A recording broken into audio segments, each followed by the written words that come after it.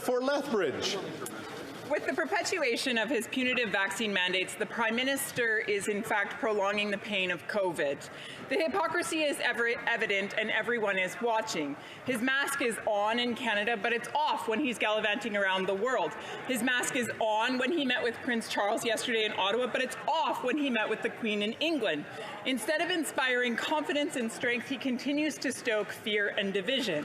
Many Canadians are asking why. Well, I suppose it's because he's more easily able to control people when he keeps them worried and fearful. Talk about an abuse of power. The Prime Minister keeps telling Canadians that he is following the science and listening to experts. But two questions arise. What science and which experts? The provinces have followed the science and they've lifted the mandates. Countries around the world have done the same. So the question is there some secret science that the Prime Minister is privy to that he's not letting the rest of us into? The reality is this, folks. Canadians deserve better. Canadians are calling on the Prime Minister to put aside his obstinate ways and act in the very best interest of Canadians. It's time to lift the mandates.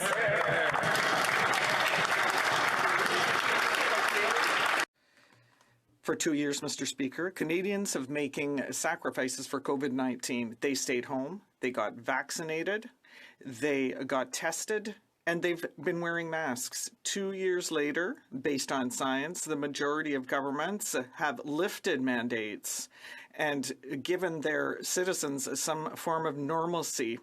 All governments but one. Only one government refuses to admit that their citizens have made enough sacrifices. Why? To the Minister of Health. Merci, Monsieur le Président. Thank you, Mr. Speaker. Today, we know more than ever about COVID, and we have come a long way since 2020. We have safe and effective vaccines, and Canadians are highly vaccinated.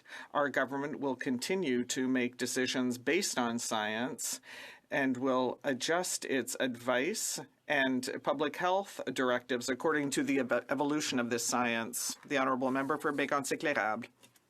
What we're seeing is that the Liberals' ideological stubbornness, which is not supported by science, is hurting Canadians.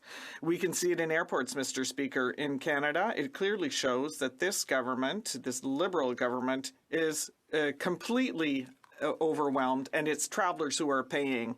There are long queues, passengers are imprisoned in their airplanes, and this could have been foreseen, but the Liberals did nothing. Oh, actually they did something. They're blaming travelers. When will the Prime Minister end mandates in the airports? The Honourable Parliamentary Secretary to the Minister of Health. Thank you, Mr. Speaker. We have screening and monitoring tools that allow us to identify variants of concern and transmission of the virus. We also have new measures that allow people not to get sick. Mr. Speaker, the Conservatives have a choice to make today. The Honourable Member for Bécancour-Éclairable. Let's look at the government's record, Mr. Speaker. Passport issuance, chaos. Service Canada, chaos. Immigration, chaos. EI, chaos. Management of the House, management of the borders, chaos. Management of inflation, chaos. Every single thing this Liberal government touches is a dismal failure. Mr. Speaker, will the minister responsible for this chaos, will he please rise in this House? The Honourable Minister. Thank you, Mr. Speaker. As we know, we have gone through 2 years of pandemic, and now we're in a transitional period. Canadians have followed the rules. They have done everything they could to make sure that they themselves and their families were protected. We thank Canadians, and the Government of Canada will be there to help them, and we are putting in measures in place to ensure that Canadians receive the services they need. Thank you, Mr. Speaker. Honourable member for Thornhill. Another day and more horror stories from Canada's airports. While the Minister of Transport blamed out-of-practice travellers for the bottlenecks at those airports, the Parliamentary Secretary now says that it's a global phenomenon. It's not. The government has not acknowledged any responsibility. They still haven't shared any specific advice they claim to have for the restrictions in the airports. When will the government apologize to all of the travellers who have missed their flights due to their incompetence? The Honourable Minister. Thank you, Mr. Speaker. We understand how frustrating it is for Canadians to experience long lines and delays at airports. Canadians can rest assured that we are working to resolve this issue as quickly as possible. And as I said earlier in the House today, we have hired approximately 400 new screening officers that are currently in different phases of their training across the country. We are taking affirmative action by forming working groups with CATSA and CBSA, PHAC, and other aviation partners, and they are meeting multiple times a week to find and address the bottlenecks leading to these delays. We ask that Canadians remain patient as we work hard with CATSA and their air sector to find a solution. The Honourable member for Thornhill. The airports across the country are still grinding to a halt, and this government says that it's your fault. The people who are waiting months and months for passport, well, the government tells them you have to line up at 4 a.m. Basic government services, the government says, sorry, take a number.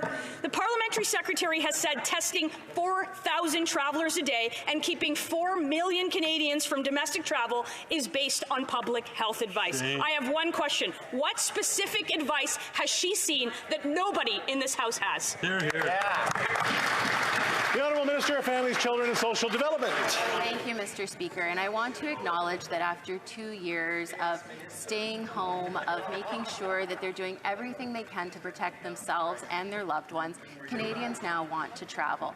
And we understand that there is a huge demand and there are unprecedented volumes, in fact, volumes that we haven't seen since 2006 when the United States asked Canadians to have a passport to travel there. We are doing everything we possibly can to ensure that Canadians can access those services in a timely fashion, and we'll continue to maintain these measures so that Canadians can have access to these services. Thank you, Mr. Speaker.